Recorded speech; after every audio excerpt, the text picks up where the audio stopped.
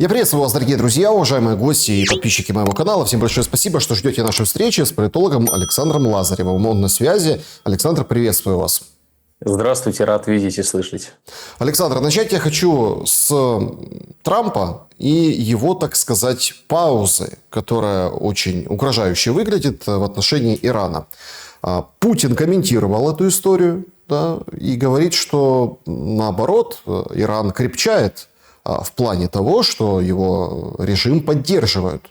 Но мы видим, что это никто не стесняется, Израиль первый не стесняется.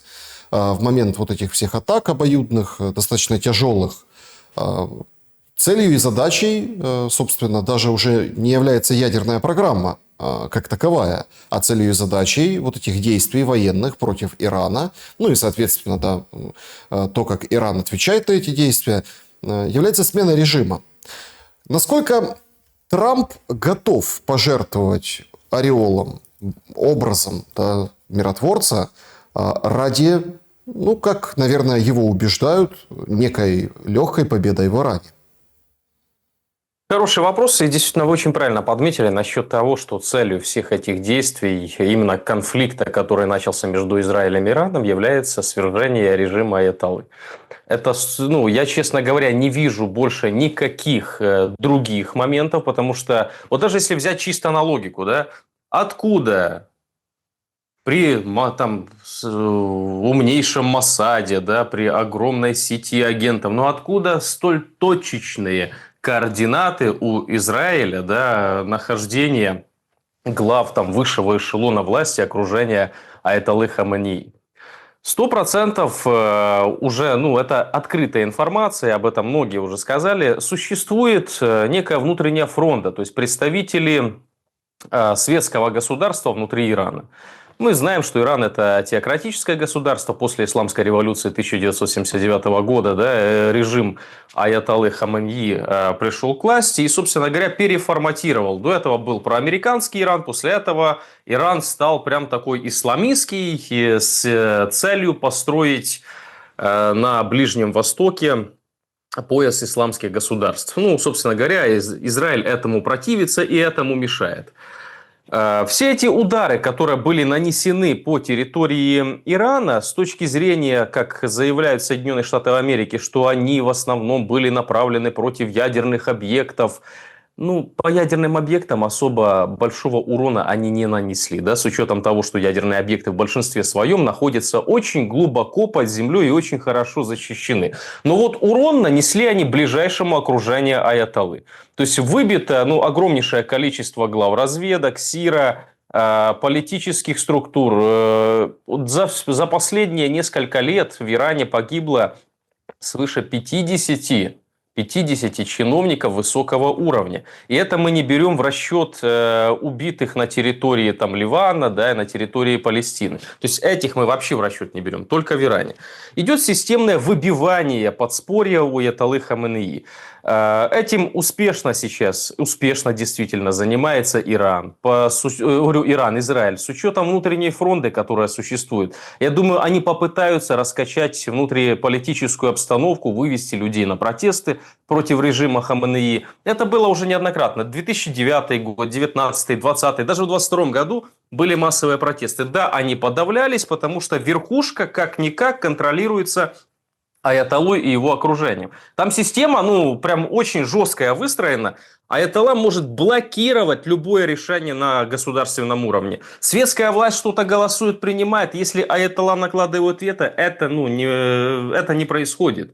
Он даже блокирует выдвижение какого-либо кандидата на выборах. Ну, вот у нас в Украине Зеленский хочет таким стать, да? Вот. Но только есть отличие колоссальное между Аятоллой Хаменеи и Зеленским, что Аятолла Хаменеи является самостоятельным внутренним и внешним игроком. То есть он сам себе диктует повестку, в отличие от Зеленского. Но тем не менее, то есть это такая система очень жесткая. С учетом того, что Израиль они видят экзистенциальной угрозой и проблемой для существования Ирана и для создания исламского пояса, то, разумеется, у них в государственной доктрине написано, что Израиль – это то государство, которое не имеет права на существование. То есть это у них прописано. Разумеется, из этого как бы и возникает глубина конфликта. Израилю и Соединенным Штатам Америки уже есть экономический вопрос для американцев, да, потому что Иран в геополитическом смысле, ну, в геоэкономическом является партнер Китая в данном регионе. И для американцев, если бы сменить власть внутри Ирана на похожую, которая была при Пехляви, да, то есть при режиме Шаха, для них это было бы лучшее решение. Тогда бы они контролировали Ормузский пролив, они бы контролировали больше процессов в регионе Персидского залива, потому что Китай сейчас очень плотно заходит в регион Персидского залива и, собственно говоря, начинает диктовать там свою политику. А как мы знаем, ну, Китай – это экзистенциальный противник США. Поэтому идут такие серьезные качели. Уже публично Нетаньяху заявил неоднократно, призвал к свержению власти в Иране. Он публично об этом сказал. Об этом заявлял и Макрон. То есть, и если эти пазлы сложить воедино, то мы прекрасно видим цель всех этих действий. Вопрос только в том, действительно, будет ли впрягаться Дональд Трамп конкретно, ну, физически в эту войну. Понятно, что они авианосные группировки туда направили, причем уже 2 группировки направили в регион. Они пугают, более того, Трамп сказал, что решение по Ирану уже принято. Вот, но пока мы еще не начинаем действовать. На любые ответы там Хаменеи о том, что Иран будет стоять стойко, не сдвинется с места, Трамп сказал удачи. То есть как бы намекнул, что Соединенные Штаты Америки будут впрягаться в этот вопрос.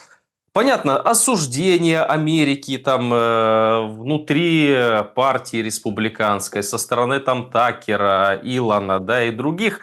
Ну, это такой уже вопрос. Если стратегически это будет выгодно, то Трамп на это пойдет. Более того, он сегодня сказал, что Такер уже извинился за осуждение. Ну, наверное, не понимал, не понимал раньше. А сейчас он что-то осознал. Либо ему объяснили. Поэтому, честно, пока наблюдаем. Может быть, и не придется вмешиваться. Я считаю, что этот конфликт, это попытка раскачать внутреннюю ситуацию в Иране, но это не начало Третьей мировой. То есть, как многие говорят, это не начало Третьей мировой, и вряд ли он затянется надолго. Вот он не затянется Надолго на это год, на насколько? 2, на месяца. Да, потому что, смотрите, тут же тоже...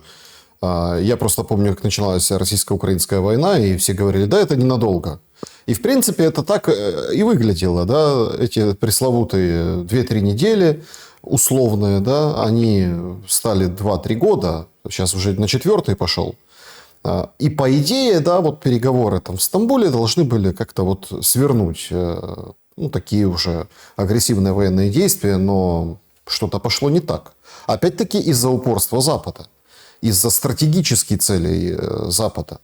Причем сказать, что Европа и Америка действуют единым, ну, каким-то фронтом, организмом в отношении Ирана нельзя. Да и в отношении Украины сегодняшнего дня тоже нельзя. В общем, параллели такие очень интересные, геополитические можно провести между тем, что происходит сейчас в, ну, скажем, ирано-израильском противостоянии и российско-украинском. Ну, есть существенная разница, конечно, ведь ирано-израильское противостояние, ну, оно, конечно, носит геополитический характер, как и конфликт на территории Украины, но, тем не менее, вы даже посмотрите на ведение боевых действий, то есть на применение вида вооружения, на массовость применения вооружения. Мы же не можем вот предположить, что у Израиля хуже с ПВО, чем в Украине. Ну, это смешно будет, да? Понятно, там и железный купол, серьезнейшая система, туда и ЦАД американцы передают, да, туда они и антидроновые системы передали в аккурат перед началом конфликта, которые должны были поступить на вооружение в Киев, но они все в Израиль передают. И тем не менее массовость запусков там баллистических ракет, крылатых ракет, тех же беспилотных систем, да, иранских, ну, оно просто в количестве превышает в разы то, что делает, например, там Российская Федерация по территории Украины, либо Украина там в сторону России пытается, да, беспилотники направлять. Немножко другая тактика ведения войны. Это, во-первых. Во-вторых, у Ирана и Израиля не то что отношения. Израиль видит в Иране цель уничтожения этого государства. То есть считает, что Израиль существовать не должен. Израиль ровно таким же образом воспринимает Иран как экзистенциальную угрозу, и если не будет этого государства, то для Израиля тоже лучше. У России с Украиной немного другие. То есть Россия видит переформатирование украинской внешней политики, да, украинского курса, то есть парадигмы этого государства.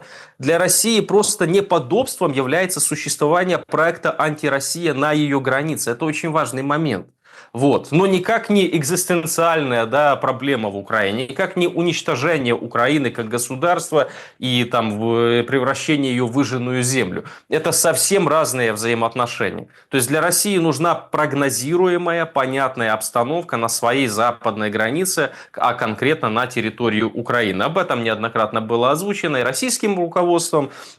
Об этом и западные лидеры тоже говорили неоднократно. Об этом и понимают в Киеве, что основная проблема – это стремление Украины в проект антироссии. Ну, чувствую, не то, что стремление, это я неправильно выразился, это создание уже, потому что стремление было там в 2013-2014 году, да, создание проекта антироссии, то есть недружественного географического элемента на границе с Россией.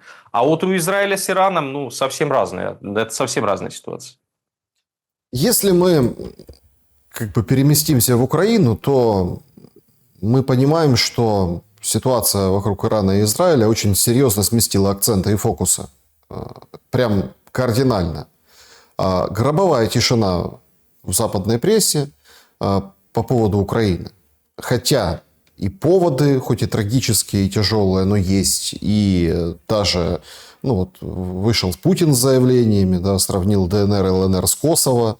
Кто-то из экспертов его критикует, кто-то, в принципе, указывает на то, что где-то подобным образом подобная мысль высказывалась и ранее. То есть, это как бы сказано не для украинцев, да? Это сказано не для даже россиян, это сказано прежде всего для Запада. Мол, смотрите, вы поддержали Косово, да, а вот мы сейчас в Восточной области поддержали 2014 года. И сейчас вот то, что происходит, да. И активно, опять поднимается тема вот этой некой встречи. Да? Высказался Путин о встрече с Зеленским, высказался Песков о встрече с Зеленским. Но по большому-то счету, если бы условно не было вот этих заявлений, по сути проходящих переговоров, да, или как возобновляемых переговоров после 22 июня, то мы понимаем, что серьезная перефокусировка внимания. Зеленский возвращается из Канады в Украину, возлагает цветы к дому, где погибло 23 человека в Киеве. И, собственно, привез он из Канады, разве что 2 с лишним миллиарда от канадцев, непосредственно канадцев. Помощь, которую, в принципе, можно было получить и так, то есть не посещая G7. Но, тем не менее, складывается впечатление, что сейчас самый опасный период для Банковой, для Киева, для власти. По поводу опасного периода в войне, может, позже поговорим, конечно, но вот именно с политической точки зрения опасный период для Зеленского. Как вы думаете, что сейчас время диктует Зеленскому, как вести себя дальше, учитывая заявление Путина и ситуацию на Ближнем Востоке? Абсолютно провальная поездка Зеленского в Канаду, абсолютно провальная. Если напомнить для зрителей, что ожидали 40 миллиардов долларов, 40 миллиардов от G7, ожидали встречи с Трампом, ничего из этого не состоялось. Действительно, 2 миллиарда опять пообещали в какой-то далекой перспективе, да, выделить. Не понятно, выделят, не выделят, не суть, но это не 40. То есть это уже цель не достигнута, та, которую он хотел. Цель встречи с Трампом тоже не достигнута. Цель давления на Россию посредством введения новых санкционных пакетов тоже не достигнута. То есть вопрос, какая цель достигнута, зачем ездил. То же самое, зачем там летал, он же конкретно сначала полетел в Австрию, да, дескать, чтобы потом прилететь уже на встречу с Трампом, чтобы там очень долго не находиться, потому что предмета разговора нет. Как бы полетел в Австрию безрезультативно. Попросил выдать там олигархов и всех политических, а потом полетел также в Канаду. Потом вернулся, нужно что-то делать.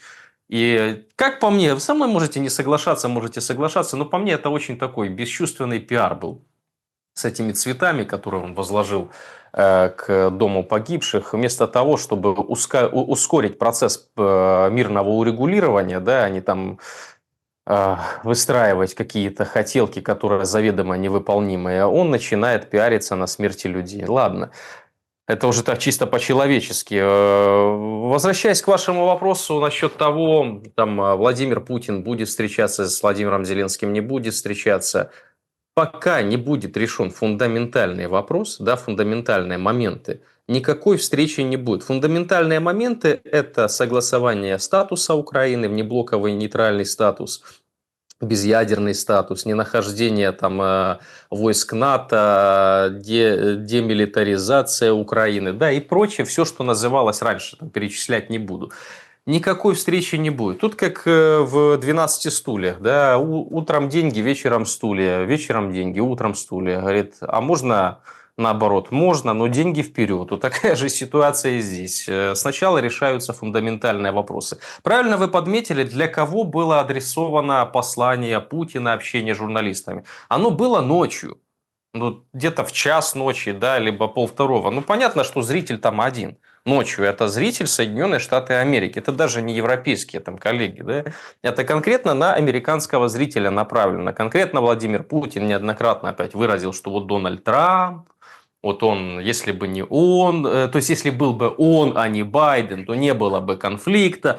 То есть сделал ему еще один такой пас. Я в последнее время вижу, они очень хорошую распасовку публичную разыгрывают между собой. Да? Понятно, там есть какие-то резкие моменты иногда.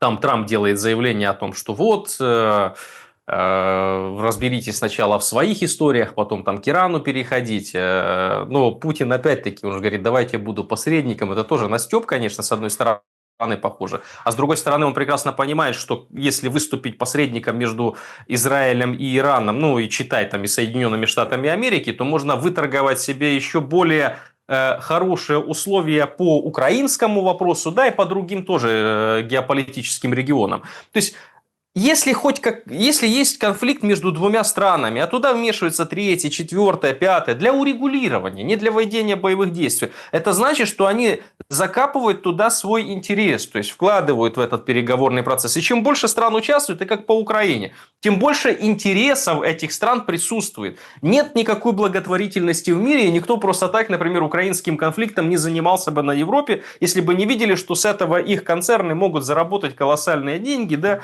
ну и там прочие другие плюшки. Поэтому и здесь такая же ситуация. То есть Российская Федерация видит в этом возможность. Трамп обращается именно к американцам, говоря о том, что готов встретиться с Зеленским. То есть, не Трамп, простите, Путин готов встретиться с Зеленским. Это ж идет вразрез к тому, о чем говорил раньше Владимир Путин, да, что с террористом нелегитимным встречаться он не будет. Сейчас он говорит, я готов встретиться. Но это конкретно дипломатический жест по отношению, именно направленный на США. Что вот вы посмотрите, он там бегает и говорит, что нужно встречаться, нужно встречаться. Да я готов. Я с ним встречусь только если... А если дальше идут пункты, то есть если будут выполнены там такие-то, такие-то условия, и встретиться мы можем в конце переговорного процесса, ну это чисто уже дипломатическая практика, ну не встречаются лидеры в середине, либо в начале переговорного процесса, ну им нечем заняться что ли, да, переговорная группа между собой общаются. Я готов встретиться в конце, когда будут решены все вопросы. А тут уже вилка для Зеленского. Зеленский до этого что говорил? Что группа переговорная, которая направляется в Стамбул, не уполномочена обсуждать даже территориальные вопросы. А Путин говорит, сначала решите вопросы, потом встретимся. А Зеленский говорит, не-не, они вопросы эти решать не будут, нам надо с вами встретиться, пообщаться. А он говорит, да-да, встретимся, но сначала вопросы. То есть, ну, можем наоборот, можем, но деньги вперед. Вот такая же история здесь. Но тут же тоже очень интересный момент. Вы утверждаете, что нужно решить какие-то вопросы перед встречей Зеленского и Путина. Но они нерешаемы априори, потому что давайте откровенно говорить, и вот если там послушать Путина, вот его эту речь, ну или ответ на вопрос, или там, да, общение с журналистами по этому поводу. Ну так, а что может решить человек, который не может это подписать? Тут такая диалектика, простите. Да, да. То есть, а в этом вся суть. В этом и тупик. То есть, нет, мы, конечно, встретимся на финальном этапе обсуждения, но подписывать ты не будешь. потому что, чтобы подписать должен кто-то другой.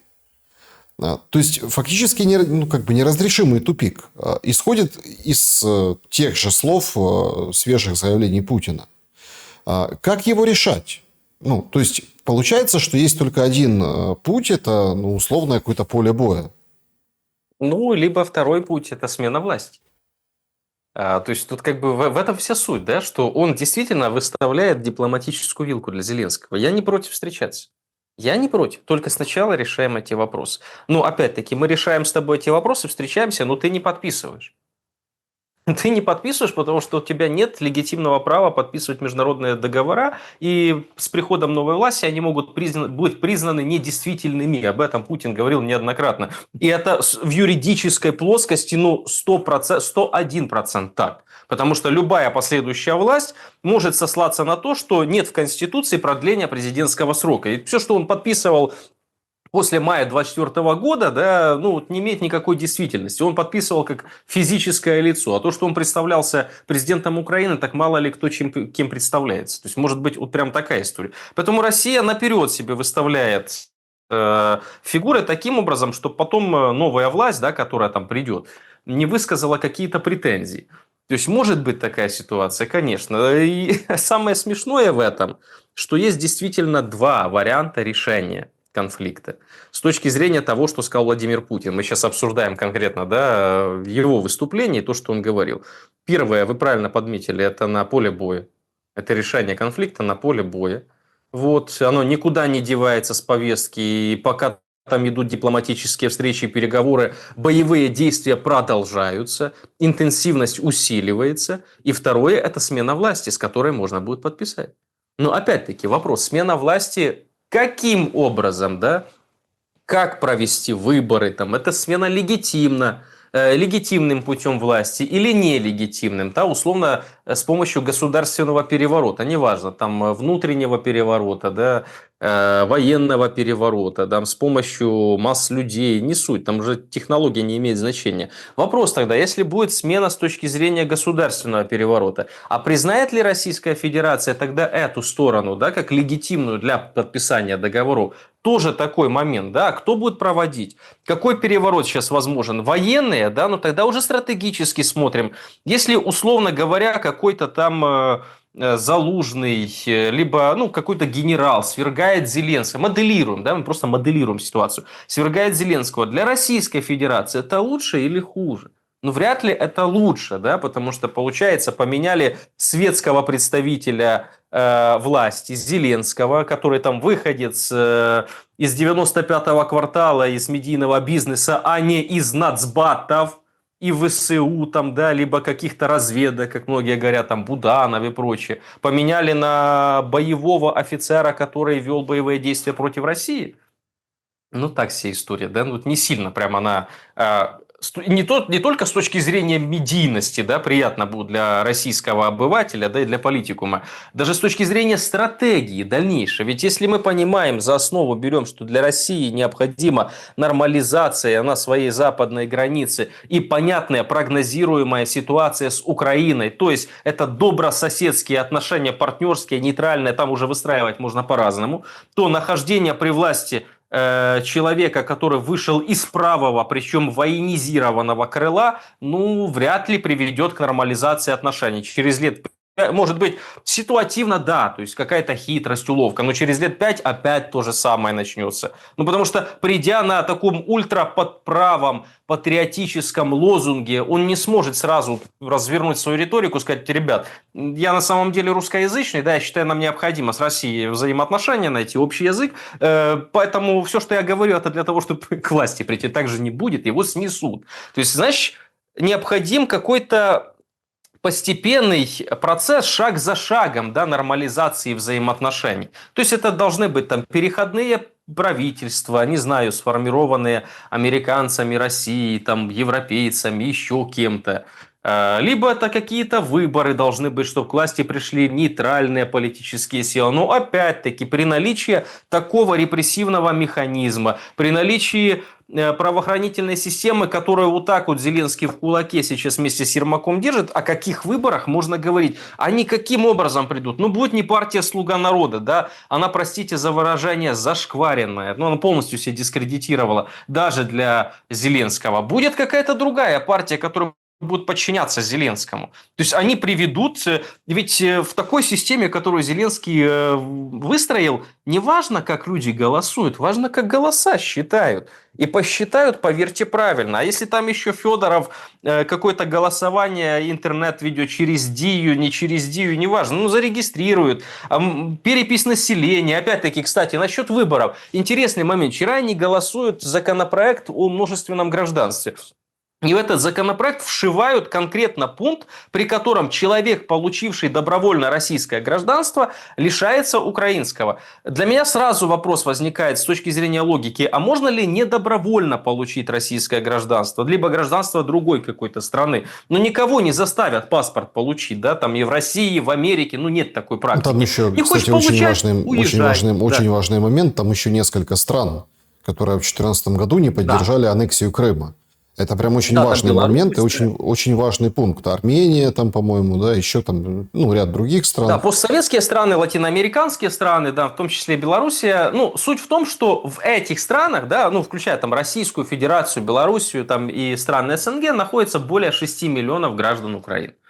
Граждан, то есть они не вышли с гражданства. Вот, например, с территории там Херсонской, Запорожской, Донецкой, Луганской областей, да, люди получили гражданство Российской Федерации, но они не выходили с украинского, они не подавали там обращения в консульство, потому что консульство не работает на территории России, а ехать ради того, чтобы лишиться украинского паспорта где-то за границу, ну, мягко говоря, это не совсем удобная история, и обычный человек этим заниматься не будет. Это прям, ну, надо, не знаю, какую-то внутреннюю идеологическую такую цель иметь, да, лишиться этого гражданства. А просто положил себе в шкаф и лежит. А по закону эти люди имеют право выбирать свою власть. Ну, в Украине тоже. Ну да, двойное гражданство, хорошо, он гражданин России и Украины. Но он имеет право по закону украинскому голосовать. Избираться, да, не имеет, возможно, да, потому что там имеет еще одно гражданство. Но опять-таки, почему не имеет, если у нас взять полпарламента, да я уверен, что у Владимира Александровича Зеленского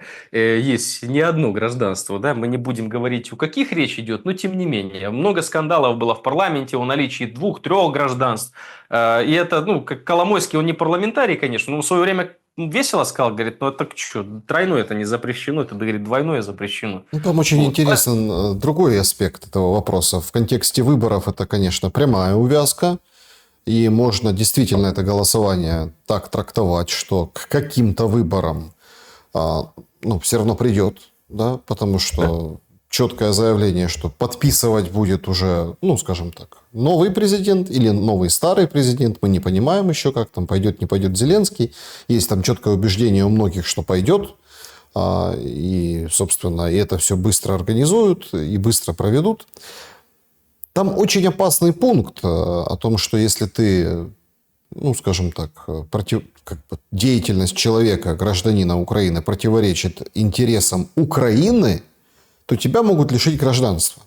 И сейчас вот параллельным курсом с темой войны, с темой, ну, скажем так, продолжения переговоров, военных действий, наступления Российской Федерации по линии фронта, прям вот поднимается вот этот, извиняюсь за слово, срач о том, а кого надо лишить гражданства, а кого не надо лишить гражданства.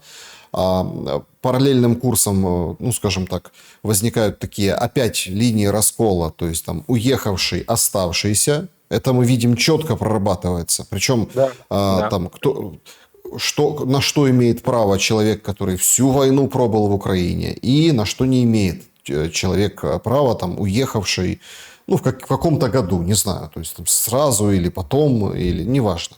То есть мы видим, что не только там вот с этим законом поднимается тема не только там людей, которые получили российские паспорта, а людей в принципе с украинским паспортом, да, которые находятся за пределами страны.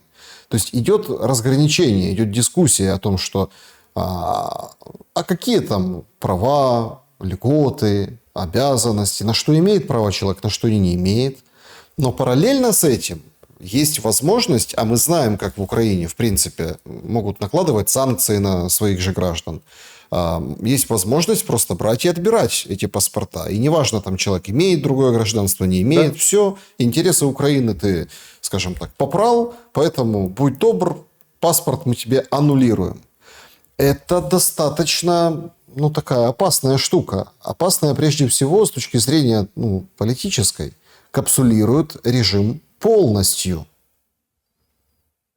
Это прекрасно. Сейчас, знаете, мы можем с вами даже поиграться в словесную эквилибристику. Вот что... Вот нас с вами, кстати, мы угроза, да, против вас санкций, против меня там подозры, все на лингвистической экспертизе. И таких, если не ошибаюсь, сколько уже, свыше 11 тысяч человек, да, которые несут угрозу. И получается, если вот просто в слова поиграться, то красиво выходит, что режим апартеида делает из нас апатридов. То есть, фактически мы можем действительно, и все политические люди, которые политически преследуются, причем неважно, какие у них взгляды, да, опять-таки, возвращаясь к теме, которую мы поднимали на прошлом эфире, там взять Лазарева и Игоря Мосейчука, у нас совершенно разные политические взгляды, да. Но что Игорь Мосейчук, что Лазарев является угрозой, да, для режима Зеленского, и в принципе рисуется одинаковая формулировка. Так вот, система такая, что свыше 11 тысяч человек угрожают режиму Зеленского, против которых уже введены санкции и заведены уголовные дела по статье о государственной измене. А теперь они действительно открывают окно возможности лишить этих людей гражданства. Но хочу всех успокоить, что берется потом справка, что у человека нет никакого гражданства, и свободно он передвигается по миру с этой справкой. Это небольшая печаль. Потом можно, собственно говоря, судиться с этим государством насчет возвращения своего гражданства, потому что, как по мне, он мне этот паспорт не вручал, чтобы у меня его забирать, как минимум. Да? Я родился в Украине, у меня родители граждане Украины, у меня бабушка, дедушка граждане Украины. И не Зеленскому лишать меня этого гражданства, да, либо других людей. А еще одна такая сторона медали.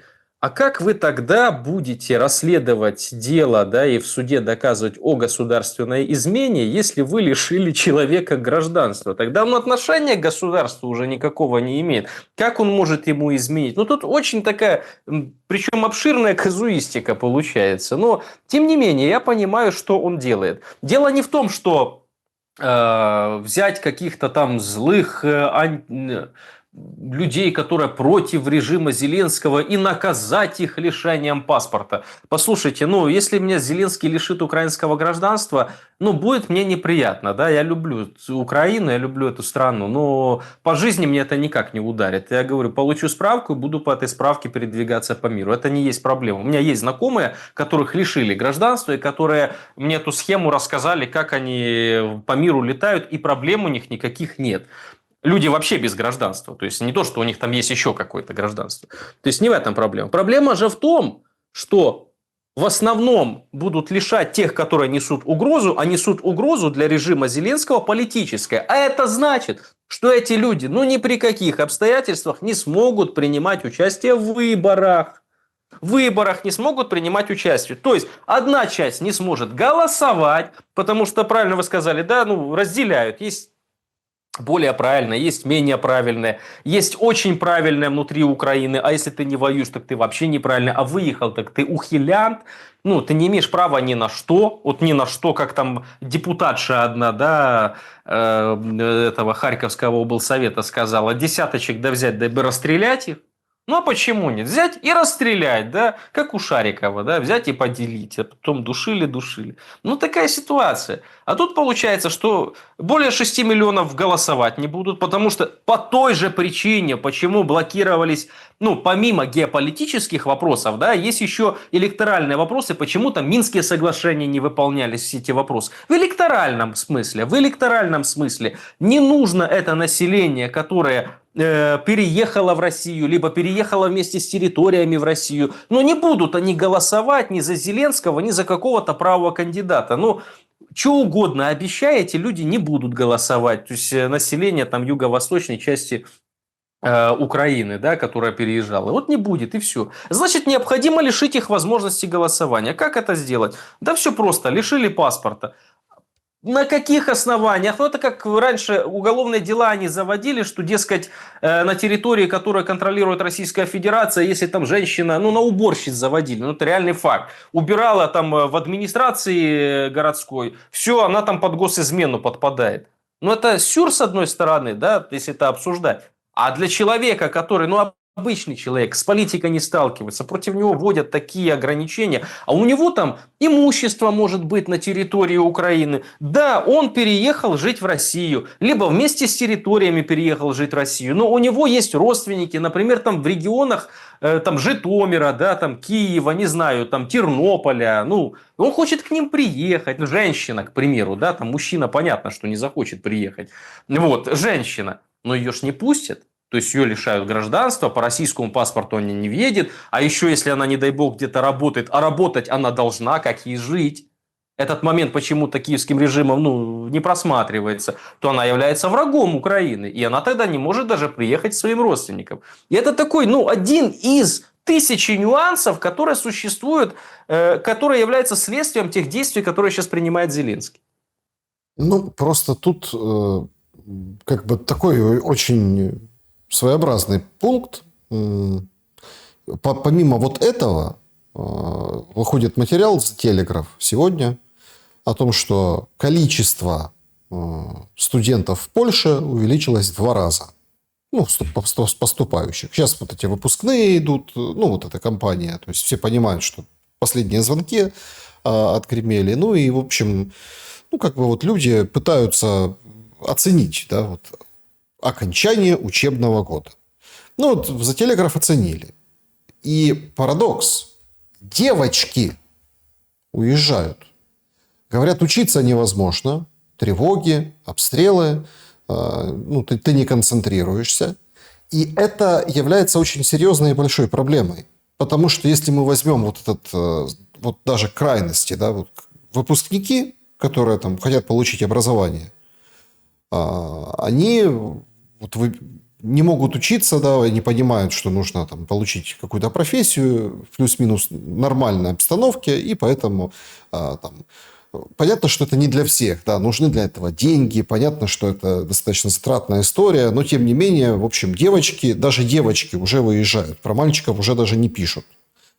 Но это вот крайность одна, да, вот это вот по возрасту, выпускники. Но я, если честно, был шокирован. Ко мне пришла информация про отдельные, ну, давайте так, регионы. Да. В детских садах проблема. Скандалы большие, потому что дети, выпускающиеся из детского сада и, получается, которые приходят в украинскую школу, это не повсеместно, это такие, может быть, конечно, частные случаи, но они в памперсах. И руководители отдела образования, ну, поднимают, что ж вы тут делаете? Ну, мол, давай, а как они в школу будут ходить? Ну, действительно, там был большой скандал в том плане, что, а что сделает воспитатель, когда там воздушные тревоги за воздушными тревогами, плюс, условно, он пришел в садик, когда, ну, там, войны не было, или, например, когда война началась, и весь садик проходил во время войны.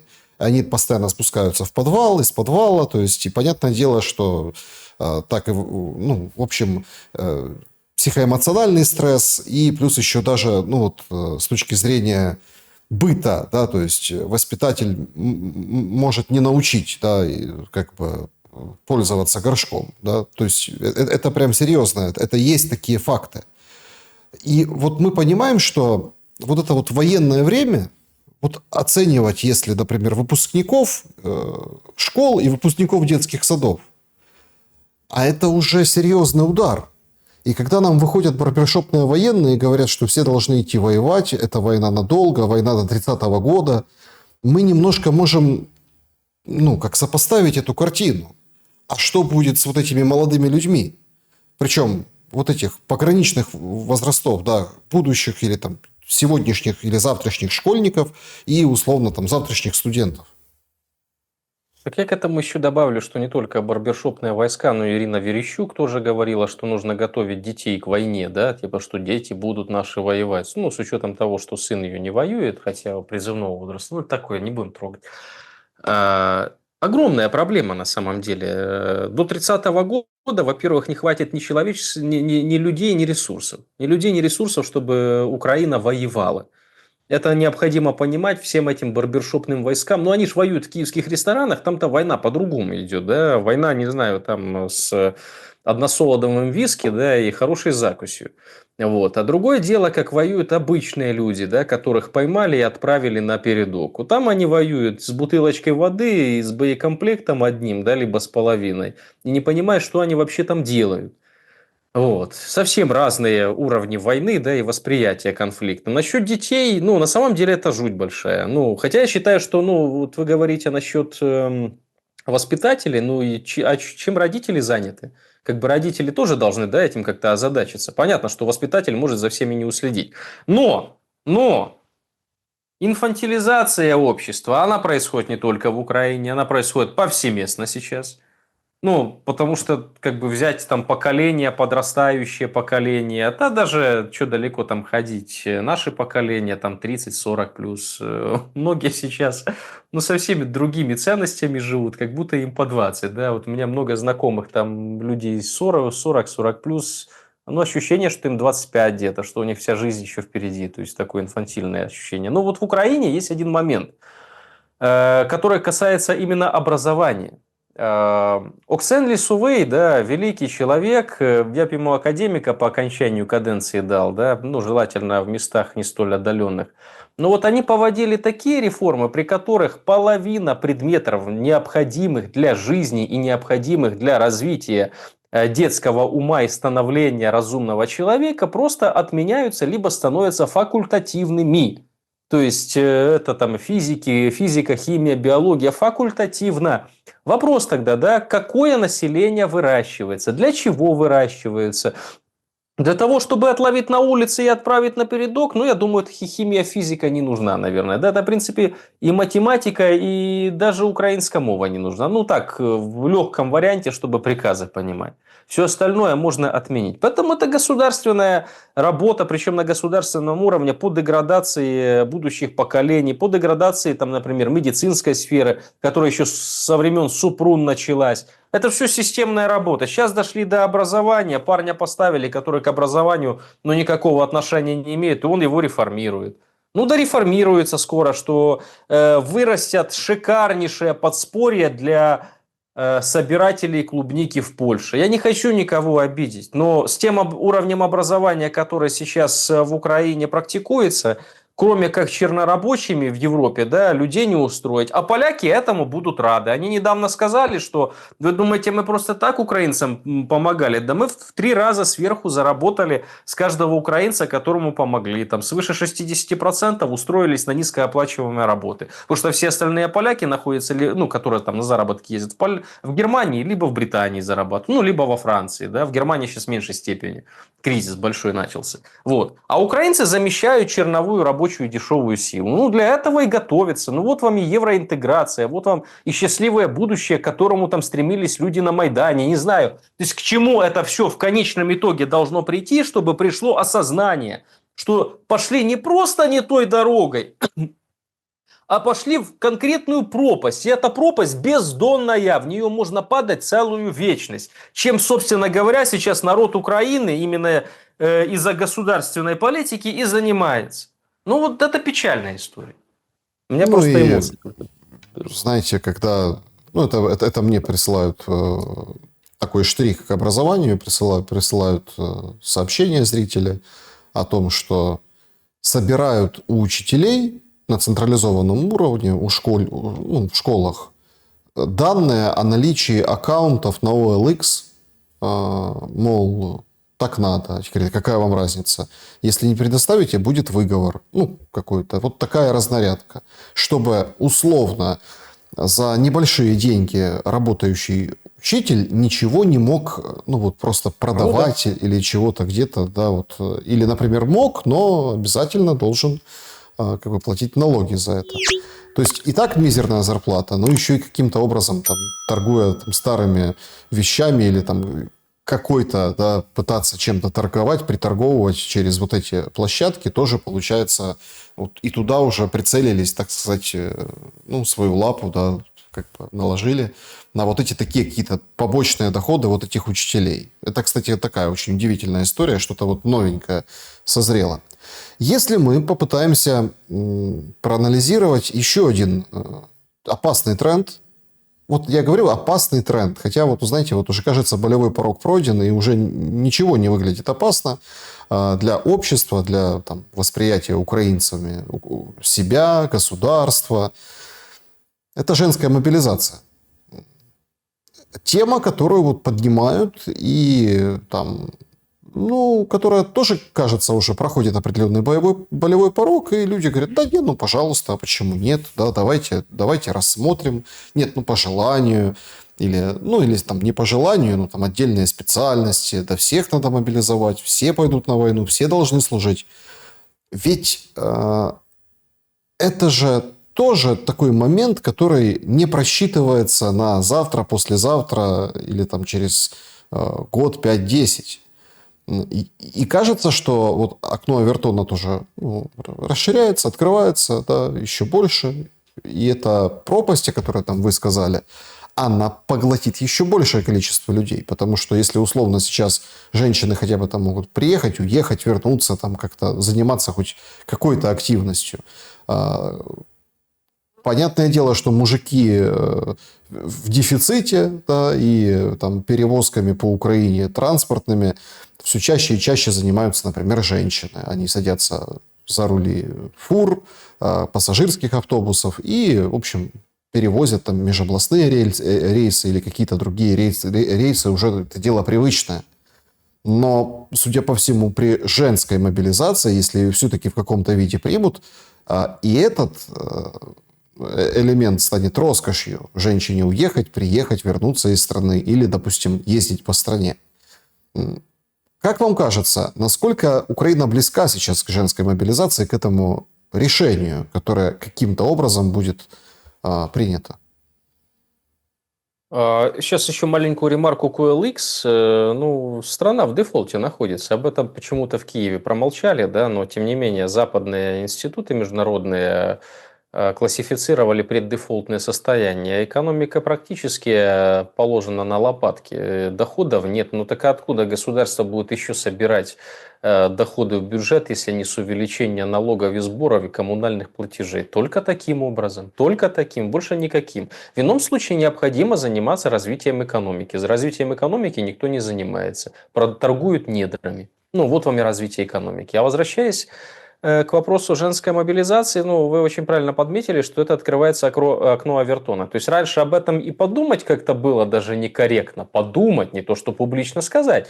А сейчас уже идет обсуждение, да, ну, как бы плохо, да, ну как же можно женщин мобилизовать, это неправильно. А с другой стороны, а чем они от мужчин-то отличаются? Ну, если гендерное равенство, европейские ценности, не зря же голосовали в парламенте эту конвенцию, да, то есть, ну, по равенству, ценностей там, и однополых браков. Ну, не зря. Ну, вот вам и как бы женщины, давайте будем вас постепенно мобилизовать. Плюс, действительно, если не ошибаюсь, для некоторых специальностей, по которым там либо имеют образование, либо работают женщины, ограниченный выезд уже за границу. То есть там медики, да, там биологи, вот они необходимы для нужд армии. То есть это объясняется таким образом.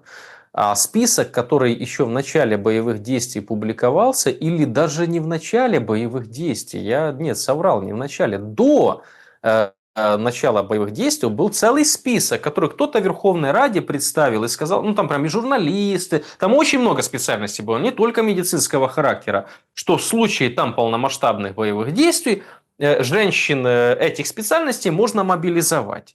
Они постепенно эту тему вкидывали. Потом мы видим, что идет реклама, ну я видел неоднократно ролики, там, где беременные, да, в форме ВСУ. То есть, что типа вот там женщина воюет, но она беременная, вот мы шьем форму для беременной женщины ВСУ. Ну, мне, честно говоря, на голову это не налазит. Это, ну, полнейшая дичь. Беременная там, ну, на фронте. Во-первых, она не родит, да, ну, это раз, да. Во-вторых, она там умереть может. Ну, если просто подумать в классическом смысле. Но это тоже пропагандируется, что это нормально, жизнь идет, и можно там беременеть и там рожать. То есть в этом ничего такого нет. То есть это все в пределах нормы.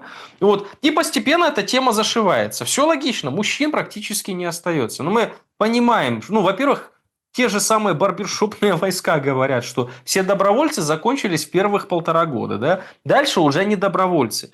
Уже на 10 человек 9 ну, готовы дезертировать, да, один там как-то еще держится. То есть, значит, воевать, ну, нет боевого духа, желания воевать. Когда видят, что в Киеве происходит, но даже у тех, у которых был боевой дух, либо какие-то свои личные причины, то они, я думаю, не против бы развернуть стволы в обратном направлении. Вот прям не против бы развернуть стволы. Но они там находятся. Они понимают, что необходимо понизить мобилизационный возраст до 18 лет. Ссылаются там на требования Запада, а также к этому добавить и женщин. Ну, они доиграются, Александр, доиграются таким образом, что если даже первое чтение закона такого пройдет, то все трудоспособные граждане женского пола в тот же миг начнут покидать Украину, пока еще не будет закрыт выезд. Понятно, останутся те, которые физически не могут покинуть, там, например, старшего поколения, бабушки, да, ну, либо люди с инвалидностью, ну, либо бедные люди. Ну, тогда будут мобилизовать бедных, очень бедных людей, которые не смогут оплатить себе билет выезда. Ну, это реальность такая, это страшно, это жутко звучит, но насколько я понимаю психологию Владимира Александровича Зеленского и понимаю его ситуацию, что ему нечего терять больше, а ему реально нечего терять в этом смысле. Ему есть что терять там, в активах на Западе, и он хочет эти активы сохранить. А в Украине уже без разницы. Он понимает, что никакого второго срока не будет. То есть ему баллотироваться уже не придется. Поэтому он может делать все, что угодно. Дальше у него только два пути. Да? Либо в ЗАГС, либо к прокурору. Я, конечно, хочу, чтобы к прокурору. Ну, а Владимир Александрович на этот счет имеет совсем другое мнение. Он хочет в ЗАГС, да? Он хочет выехать и сохранить свои активы. Поэтому, я думаю, он пойдет на любые условия. Немножко нормализуют они это сейчас все в украинском обществе посредством там единого марафона, выступлений лидеров общественного мнения и будут вшивать эту тему в общественную программу. Будут. Так, а кто тогда будет после Зеленского?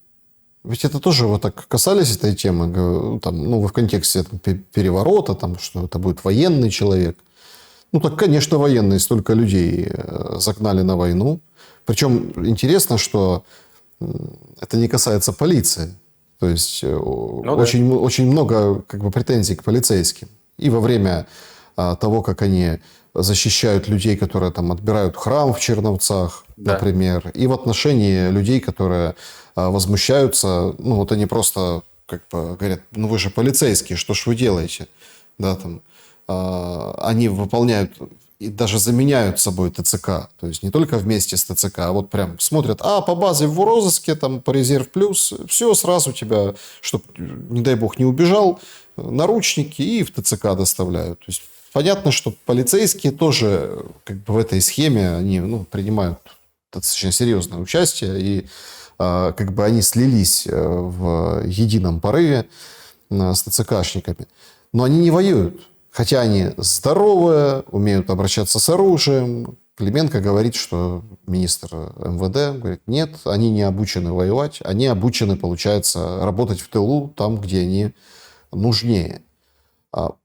Просто в чем вот суть, да? В такой системе и в таком порядке вещей. Опять-таки, я вот вам задавал вопрос, что требует от Зеленского время, ну, вот этот период в контексте там, спины Трампа, который от него отвернулся, там, европейцев, которые сейчас все заняты же другим, да, то есть Ближним Востоком, там вот Европа вообще переговоры начинает по ядерной программе Ирана, уже все подтвердили стороны там, в Женеве, то есть вообще не до Зеленского.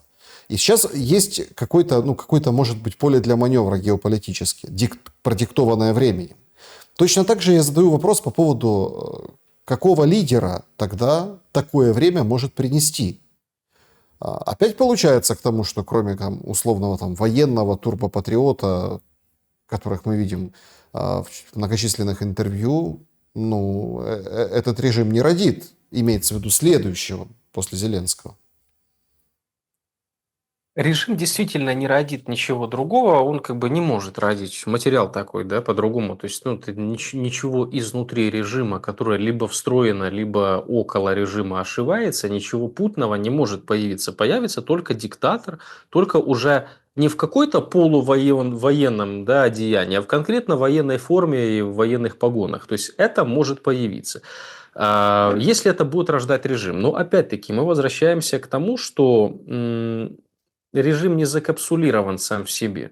То есть Украина не находится на условной Луне. Конфликт идет из-за статуса государства Украины в первую очередь, даже не из-за территории, а именно из-за статуса государства Украины. И Российская Федерация, я не вижу оснований, при которых Россия согласится на подобную смену власти в Украине, потому что потом придется начинать новые боевые действия, только еще более кровавые. Ведь военная диктатура, которая будет установлена уже под руководством профессионального военного, приведет к тому, что под стволы станут многие, да, будет государственная пропаганда и прочее. Поэтому для России подобная ситуация сейчас неприемлема. Это во-первых. Насчет полицейских вы говорили. Знаете, я, честно говоря, считаю, что и тут и по общественному договору, и вообще, что государство заканчивается там, где справедливое правосудие заканчивается. А зачем тогда украинцам, да и вообще любому человеку, вот просто пускай каждый без чепухи такой псевдопатриотической, что вот держава там має бути, слушайте, а зачем вам государство, да, любому украинцу, любому человеку, который не защищает ваши права? Зачем вам такое государство? Для чего? Это атрибут чего? Что оно решает в вашей жизни? Если полицейские не занимаются своей прямой функцией, защитой прав граждан Украины. Нет, они защищают определенных граждан, они тоже граждане, только эти граждане нарушают закон, а полиция их покрывает. Очень похоже на 90-е, когда братки, да, занимались там отжимом активов, а полиция покрывала. Ну, Только сейчас понимаете, не... тут, смотрите, тут Да. многие подумают, вот там два ухилянта там катят бочку на полицию. Ребята, это беда. То есть Да. в Житомире бывший айдаровец, ну, ветеран АТО, причем такой же в возрасте, там 60 плюс ему, а жена, похоже, бывшая, там, экс-жена, она помоложе, до 40 лет ей, он ее преследовал, ну, там, видно ПТСР, видно все, скажем так, он ее преследовал, она приходила в полицию, говорит, преследуют меня, ну, проходу не дают, помогите, сделайте что-то. В конце концов, чем все закончилось? Тем, что он взял автомат и, собственно, да, лишил жизни ее, а потом себя сразу же. Ну, вот такая, как бы, история любви. Но это не по Шекспиру. Это вопрос конкретно к полиции, которая должна реагировать и заниматься своей работой. И это большая проблема, когда, например, полицейские выстраивают кордон, а титушня малолетняя, непризывного возраста, в спортивном одеянии выбегает, пряча лицо из храма, который они захватили, потому что народ собрался, их бы порвали просто, этих малолеток, они побили там священника, в общем, ужас, что было. И полиция кордоном, здоровые мужики, полицейские, прикрывают вот этих пацанов, которые, да, вот забегают в автобус, эвакуируют их с места несостоявшегося захвата. И это все тоже полицейские. Полицейские, которые там становятся кордоном парада ЛГБТ, а им там другие кричат полицию на фронт. То есть мы приходим к очень... Ну, то есть это режим, который занимается самопоеданием. Когда нам говорят, все должны воевать, то тогда, простите, ну, справедливы эти претензии к полиции. А если так, все или не все? А если не все, то почему там он должен, а этот не должен? То есть сразу возникают такие очень фундаментальные вопросы, человеческие вопросы. И вот здесь я поэтому и спрашиваю, да, а кто может прийти к власти, чтобы там, ну, все исправить. Если система не родит условно человека, вот вы говорите, Российская Федерация, Российская Федерация, речь, она же говорит об условиях, а не о персоналиях. Ну да. Мне интересен следующий после Зеленского президент. Кто может быть, исходя из той точки, в которой мы находимся? Мне тоже он интересен, хотелось бы понимать, да, кто это может быть, но гадать я не буду, потому что мы, даже если мы вспомним с вами феномен Зеленского, а, я тогда тоже, мы в эфире, может, даже и с вами общались, да, на одном из телеканалов обсуждали, то есть, вот Зеленский, там, рейтинги, когда первый тур был, да, у него прям рейтинги были небольшие поначалу, в основном это все комично выглядело. А потом системная работа, и мы видим, что человек проходит во второй тур, а там у него большинство избирателей, 73%, большинство избирателей. То же самое и здесь, да, то есть как это может произойти, это будет, но я не знаю фамилию, да, я фамилию сказать не могу, я не гадалка, вот, но я могу сказать, что этот человек будет, ну, если не лояльно настроен по отношению к взаимоотношениям с Россией, так будет точно нейтральным политиком и будет одобрен, что немаловажно, будет одобрен Западом, то есть будет одобрен Соединенными Штатами Америки. В ином случае конфликт не разрешится. В ином случае только поле боя, да? А дальше создание буферных территорий, администраций и прочих элементов уже такой военно-гражданской инфраструктуры, которая будет существовать до легитимизации власти, до проведения выборов. Но, опять-таки, мы понимаем, что если дальше поле боя и дальше создание буфера, то опять-таки антироссийский политик не может прийти к власти априори, потому что будет формировать на этой территории власть Российская Федерация. Либо же первый вариант, о котором я говорю, по согласованию Запада и России будет политик. Ну, какой это политик, я, честно говоря, сказать не могу. Может ли это быть кто-то из тех, которые не находятся в Украине? Может. А может ли это быть кто-то, которых мы сейчас не знаем, но он живет в Украине, там занимается бизнесом, еще чем-то? Да, на него ставку могут сделать? Да, могут сделать, конечно. Сейчас время такое, что необходимо классическое политтехнологическое восприятие выборов, там, прихода к власти отодвинуть. Это может быть некий киндер-сюрприз, да, он появится с ниоткуда, но его одобрят. И его буквально за месяц так распиарят, поверьте, встретиться с Трампом, да, а потом встретиться с Путиным. Им будет настолько известным, что Зеленскому, ну, еще позавидовать придется этому человеку. Неважно сейчас, какой у кого рейтинг, да, и кто на какой позиции. Это все делается щелчком пальца, если есть на то воля геополитических игроков. Поэтому вот как-то так, да. А вот насчет там государства, что могли бы сказать ухилянты, не ухилянты, но я сейчас скажу популистскую вещь, да, вот популистскую. Но у меня вопрос такой. Вот многие в парламенте мужского пола сидят и там призывают ужесточать законы мобилизации с учетом уменьшения количества территорий украинских. А не надо ли задуматься об уменьшении количества депутатов? Они же раньше задумывались об этом, надо сократить количество рад. Ну, так на своем примере покажите. Сами уменьшаются. Он Олесь Довгий. Ну Олесь Довгий, ну это гениальный человек. Сегодня да. все раз, и как бы говорит, устал от политики. Вот у нас исторический рекорд 398. Ну вот, числится. Ну, это самый маленький, как бы, да, вот, показатель количества народных депутатов. Ну вот, кстати, Олесь Довгий, он же сложил мандат. Но он, помните, был когда-то такой, господи, забыл фамилию, парень из 90-х, который продал Rolls-Royce, пошел на фронт.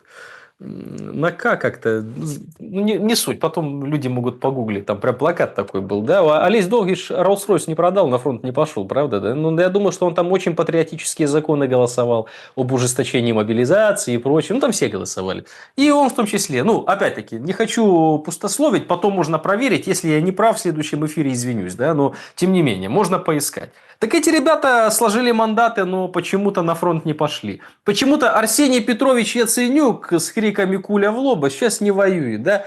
Почему-то другие там не воюют. Там Дмитрий Гордон, известнейший журналист, который рассказывал, что он пойдет, если надо. А если надо, это как? Если меня позовут, либо Кошевой, друг Зеленского, если позовут, ну, я же нужнее здесь. А с чего ты взял, что ты нужнее, чем какой-то Иван из Шепетовки? Да? Чем Потому ты что нужнее? Иван из Шепетовки не может принять это решение. Вот, Кошевой может. вот, Вот вот и и все. вся Вот разница. это ответ. Это и ответ, да. Александр Лазарев был моим собеседником сегодня. Спасибо за время и мысли. Спасибо большое. Друзья, берегите себя. Всем добра и света. Увидимся.